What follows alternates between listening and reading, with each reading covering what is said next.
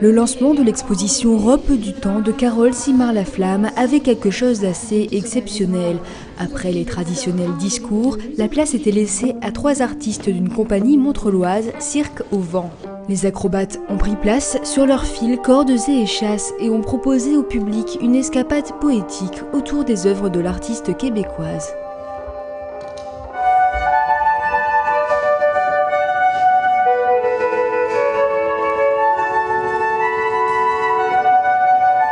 La sculpture, fixe et figée, le corps, mobile et souple, une relation entre deux mondes pourtant contraires s'est instaurée le temps de quelques minutes. On a essayé de créer des images qui soient vraiment en cohérence avec son travail.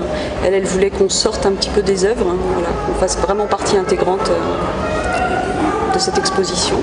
Donc on a essayé de faire au mieux pour s'amuser avec ça. On a eu beaucoup de plaisir aussi parce que c'est un projet qui est un petit peu nouveau, c'est une création unique, on l'a faite ici mais on ne la refera pas ailleurs. Ça c'est agréable. Et c'est Carole qui a peint les costumes. Oui, voilà. Des costumes à l'image de l'exposition, resplendissants de couleurs chaudes et froides, à l'exception de cette échassière, mystique par son habit blanc. Une parenthèse dans le spectacle, puisque l'acrobate a amené les spectateurs à découvrir l'exposition. À travers les robes, symboles des étapes de la vie, elle a invité chacun à déambuler à travers les œuvres.